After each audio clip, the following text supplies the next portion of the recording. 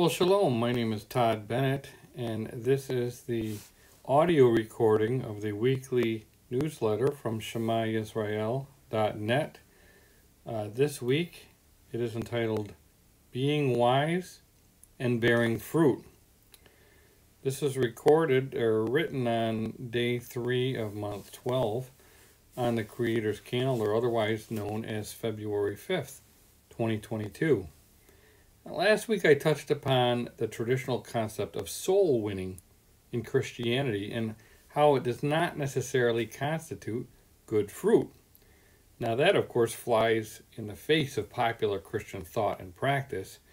In fact, men and women with the mega churches, large evangelical outreaches, and television ministries are typically viewed as the most successful Christians. As a result, I was raised with the notion that saving souls was a mission of the highest order. And to get someone to make a decision for Jesus was like laying up treasure in heaven. It was quantity over quality for sure. Fruit was not the goal, just more souls for the kingdom. And the notion of Elohim threshing and winnowing the wheat from the chaff and reducing the numbers was lost in my circle of Christian evangelism. The statement by Yeshua that the way to life is narrow and difficult and few will find it is not typically mentioned in Christian crusades. Certainly not his later mention of cutting down and burning the trees that do not bear good fruit. And that recalls a time when I was in undergraduate school and I was involved with the college ministry, and I was witnessing to my atheist roommate, and I gave him a tract from, I actually remember it was Pilgrim Tract Society, and they would make these not so attractive tracts, but they got them out in bulk volume, and we used to send them to Africa and all over the place and give them away. And well, they had one particular tract that had a picture showing 2 trees. One tree was called the good tree and had various good fruits listed on it, and they were primarily the fruits of the Spirit found in Galatians 5:22 through 23.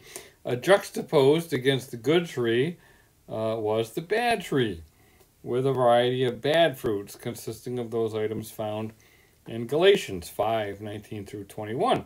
And well, it didn't stop there with just the bad fruits in Galatians. It also listed things such as smoking and drinking and dancing on the tree of bad fruit. Now, my roommate then proceeded to ask me if the Bible actually prohibited smoking. And of course, I had to admit that it did not. And he then asked me if it prohibited drinking. And again, I had to admit that it did not.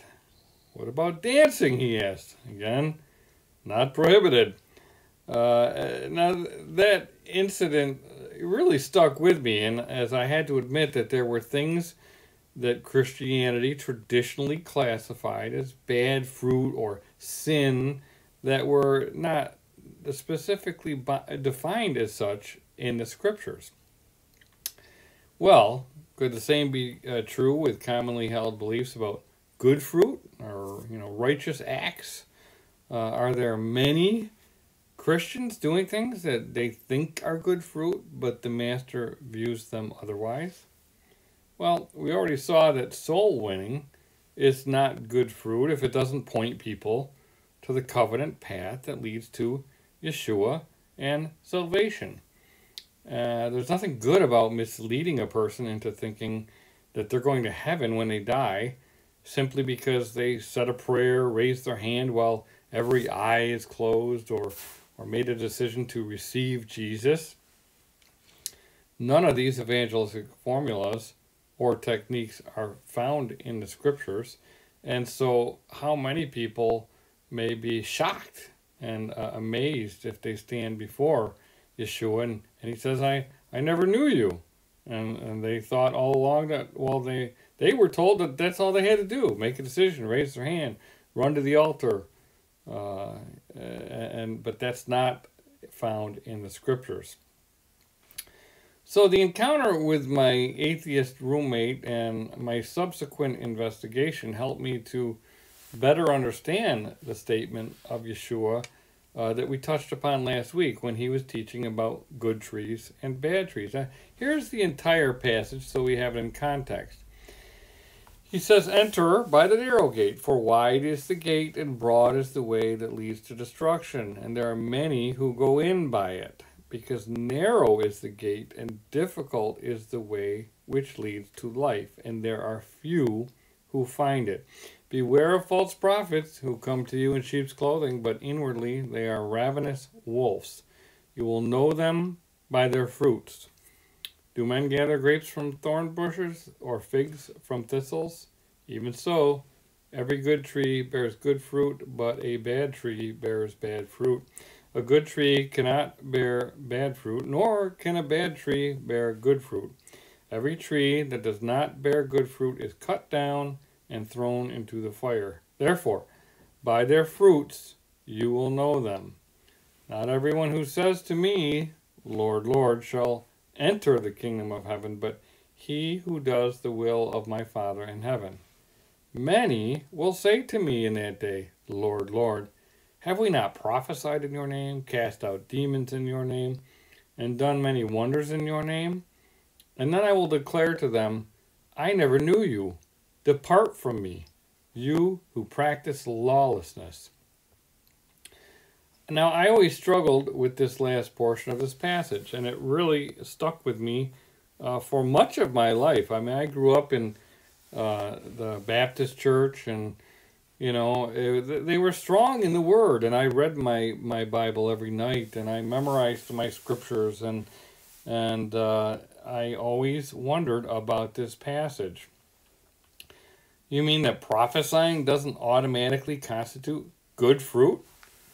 I mean, I went to churches where the prophets were the most spiritual people because they had a direct connection to God, supposedly.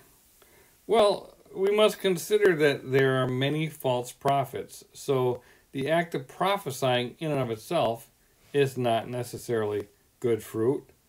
A person can even speak a true word, but that does not mean that they are in good standing before Elohim. Remember Balaam? He prophesied truth, but he still had a corrupted heart. These prophets are known by their fruits, according to Yeshua. What about casting out demons and performing miracles? Surely that's good fruit. Well, according to Yeshua, that's not necessarily the case either.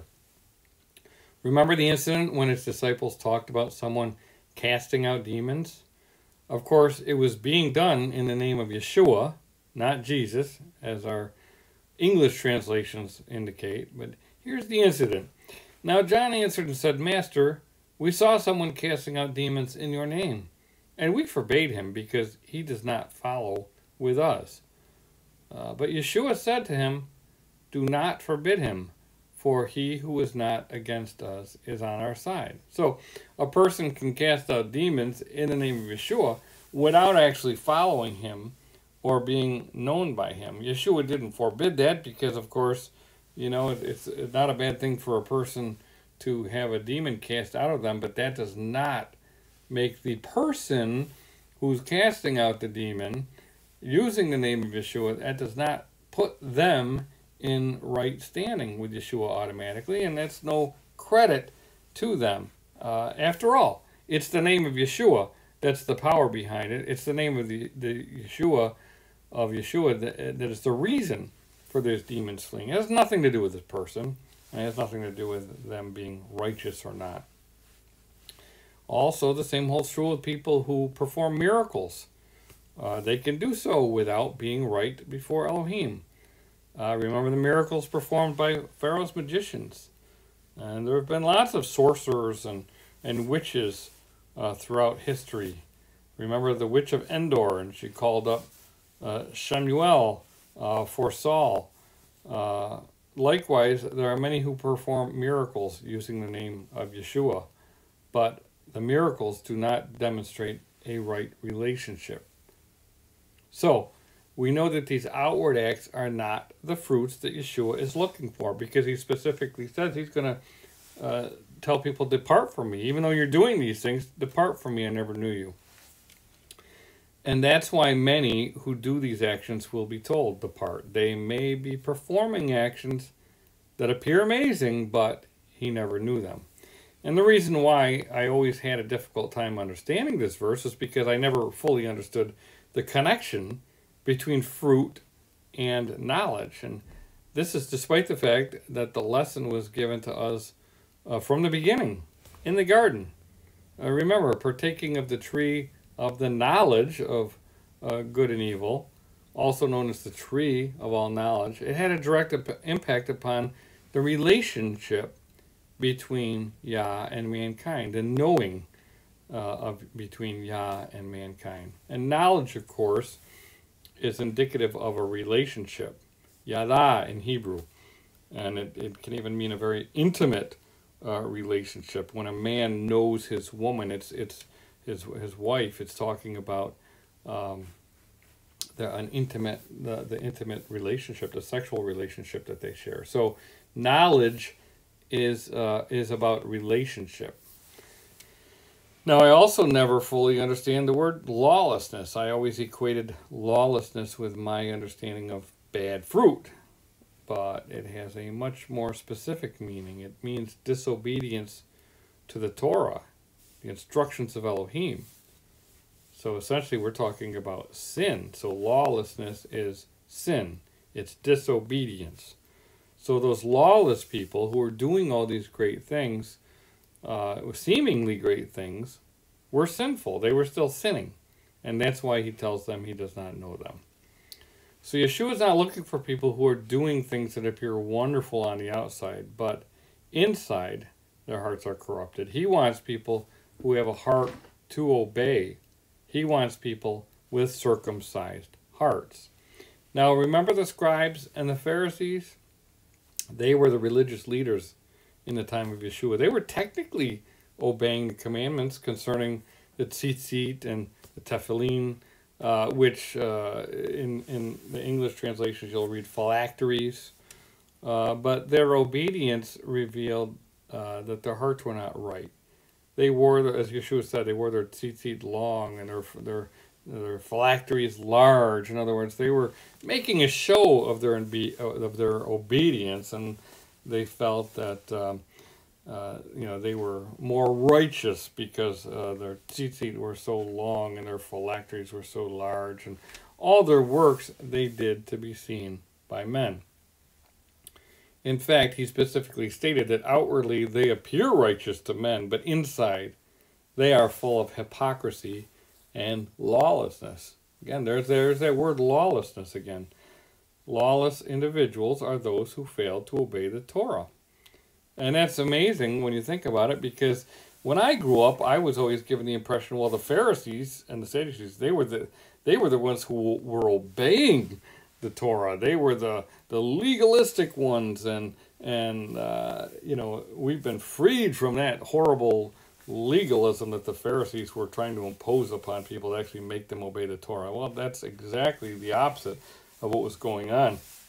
The Pharisees were not obeying the Torah. Instead, they had built their own religious construct that eventually developed into the religion of Judaism. In fact, we see the fruits of the scribes and the Pharisees in the religion of Judaism today, just as we see the fruits of Roman sun worship in the religion of Christianity. So it doesn't matter what you do outwardly if it does not derive from a right heart. It starts with obedience and being connected to Yeshua. Now consider the parable of the sower. Behold, the sower went out to sow, and as he sowed, some seed fell by the wayside, and the birds came and devoured them. Some fell on stony places where they did not have much earth, and they immediately sprang up because they had no depth of earth. But when the sun was up, they were scorched, and because they had no root, they withered away. And some fell among thorns, and the thorns sprang up and choked them. But others fell on good ground, and yielded a crop, some 100-fold, some 60, some 30. He who has ears to hear, let him hear. Now, after speaking this parable, Yeshua later provided the following interpretation. He said, "Therefore, hear the parable of the sower. When anyone hears the word of the kingdom and does not understand it, then the wicked one comes and snatches away what was sown in his heart. This is he who receives seed by the wayside. But he received the seed on stony places. This is he who hears the word and immediately receives it with joy, yet he has no root in himself, but endures only for a while. For when tribulation or persecution arises because of the word, immediately he stumbles. Now, he who receives seed among the thorns is he who hears the word, and the cares of this world and the deceitfulness of riches choke the word, and he becomes unfruitful." And I think that's the one most people in modern Babylonian society have to struggle with, those thorns. "But he who receives seed on good ground is he who hears the word and understands it, who indeed bears fruit and produces, some 100-fold, some 60, some 30. So we cannot bear fruit unless the seed falls upon good ground. And Yeshua later revealed that we can only bear fruit through him. He said, "I am the vine, you are the branches. He who abides in me and I in him bears much fruit, for without me you can do nothing. If anyone does not abide in me, he is cast out as a branch and is withered, and they gather them and throw them into the fire, and they are burned. If you abide in me, and my words abide in you, you will ask what you desire, and it shall be done for you. By this my Father is glorified, that you bear much fruit, so you will be my disciples." So we must be rooted in Yeshua to bear good fruit. In fact, every tree must grow and mature until it can even bear any fruit at all. And then there's the question of how much fruit we actually bear. What is the yield? Now, I've been considering planting and growing a lot over the past couple of years. Actually, even beyond that, but we're actually doing it now, and so on a larger scale. So you have to put more thought and attention into it. And you need to consider the soil, the size of your plot, in order to determine the amount of the yield that you expect. And farmers do this constantly as they look at the seasons and the type of crops that they're planting. When is the last time that you considered the yield of your crop? And I'm not talking about your garden, I'm talking about your life. It's amazing how we can meticulously plan for the temporal things while possibly leaving our spiritual garden simply to chance. And that's why we see so many children tossed to and fro and carried about with every wind of doctrine by the trickery of men and the cunning craftiness of deceitful plotting, as we read in Ephesians 1:14. Last week I ended with one of my favorite passages in Daniel. It said, "Those who are wise shall shine like the brightness of the firmament, and those who turn many to righteousness like the stars forever and ever." And I mentioned a connection between the wise and lights in the heavens. I also commented that the wise would be recognizing the signs and discerning the times. A few days ago, the renewed moon was sighted, marking the beginning of the new month, month 12. Now, clearly, we should be considering the renewal of the year at this point and the harvest that lie ahead. At least, this is what the wise will be doing. The New Testament scriptures mention wise men who watched for signs in the heavens that marked the birth of Yeshua. These men were described as magi in the Greek, which is the same as hakamim in Hebrew. And this was the word also used to describe the wise men in the Babylonian court that Daniel was ultimately placed in charge of.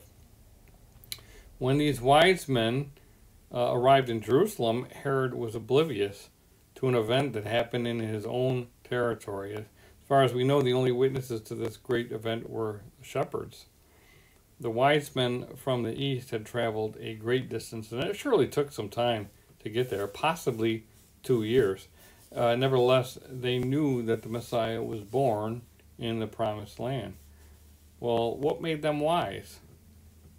Well, they saw the signs in the heavens, and they acted upon them. They were looking up, they were watching, they were anticipating something, and then they acted upon the signs that they perceived. Their journey and their wealth points to Daniel, actually, as the source, but that's an entirely different discussion. They didn't come because of curiosity or for their own edification. They came bearing gifts for a king. And, it's astonishing to see how many people, again, we started out talking about, evangelism and how, evangelists entice people, to convert or get saved, how they win souls. And it's astonishing to see how many people are enticed to accept Jesus based upon the promised blessings, the abundance, and the prosperity that they will receive. They're often drawn by what they can get, not because they want to give to the king. And of course, this was the lesson that Israel was taught repeatedly. When we are planted in his garden, protected by his hedge, set apart by his instructions, and watered by his word, and bathed in his light, we have all of the ingredients to bear good fruit. When we bear good fruit and observe the appointed times, we then meet with Yah at his appointed times, and that's when we're supposed to be presenting gifts to him. He specifically commands 3 times a year, all your males shall appear before Yah, your Elohim, in the place which he chooses, at the feast of unleavened bread, at the feast of weeks, and at the feast of tabernacles. And they shall not appear before Yah empty-handed. Every man shall give as he is able, according to the barakah, the blessings of Yah, your Elohim, which he has given to you. So he gives and we give back. And bearing good fruit is something that we should be thinking of constantly. It's built right into the cycle that we are supposed to learn through the appointed times of Yah. They are opportunities to assess your yield based upon the offering that you're giving back to him. We're regularly supposed to be meeting with him, assessing our yield and planning for the next cycle. And that's why I write these messages on Shabbat. It is our weekly opportunity to do just that. Now, over the past several weeks, I've mentioned the Gezer calendar or the Gezer schedule. And I mention it in order to demonstrate how the ancients would plan out their year. And Yah wants us to do the same with our lives through the cycles and the patterns that he's provided us with.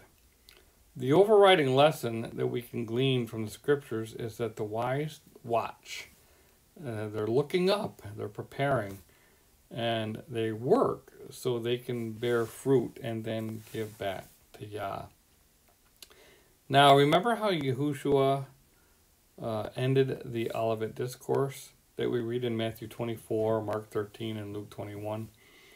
I mentioned how most of his statements were specifically intended for that generation and the impending judgment upon the house of Judah. I've talked about that in my books. I even have some YouTube teachings on that from Jerusalem.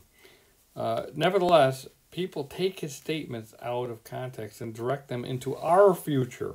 He was speaking to his generation, the generation that was there, and it was about to be judged, and he was giving them warning. But so many Christians apply them to our future. Now, some of them may apply, but most of them we can discern were applicable to 70 CE when the Romans attacked Jerusalem, destroyed it, and destroyed the temple.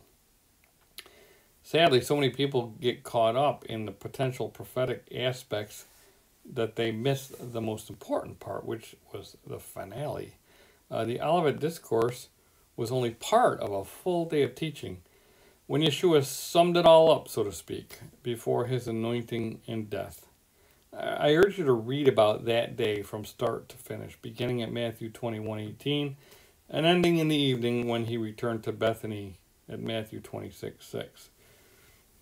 He had previously ridden into Jerusalem on a donkey with a colt, in fulfillment of the prophecy according to Zechariah. He cleansed the temple and proceeded to heal the blind and the lame in the temple. What an exciting and amazing day that must have been in Jerusalem. The city was buzzing, and of course the religious leaders were in a panic, and that's why they felt they needed to kill him, because he was a threat to their authority, their control, their power.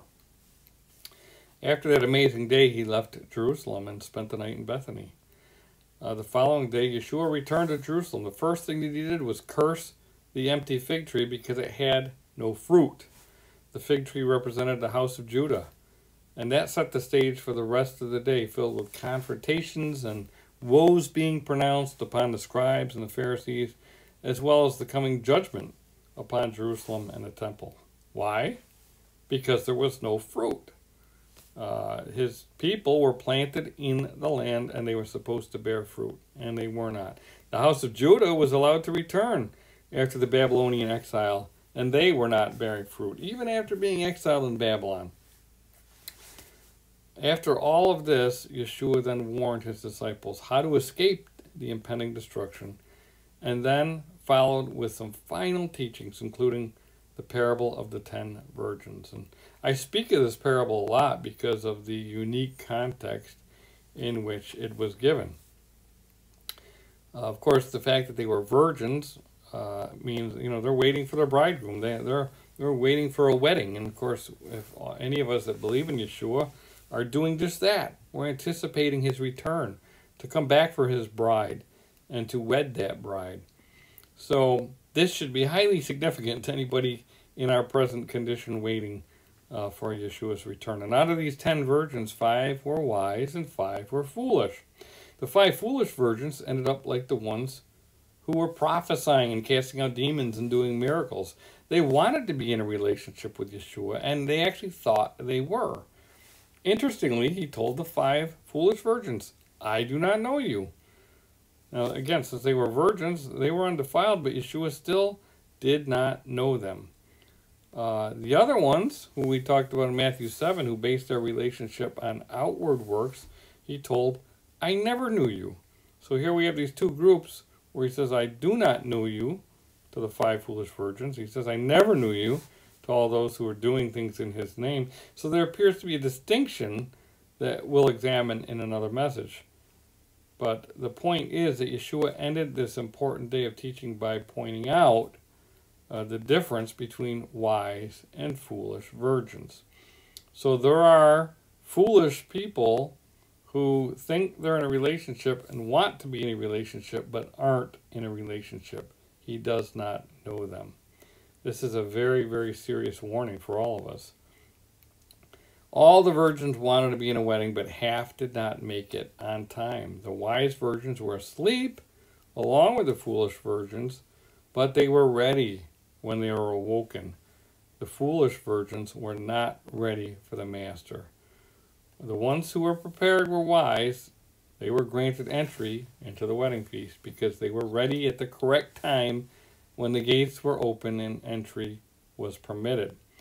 Yeshua was sending a very serious warning that not everyone who calls him Lord or wants to go to the wedding will actually be accepted and get in. The reason I mention time every week is to encourage people to look up and be aware of the signs. As you see the cycles progressing, you can prepare and make ready for the rehearsals that Yah has scheduled. By doing this, you will be wise, and you will bear good fruit in a world filled with confusion, and you'll walk in the light while others fumble in darkness.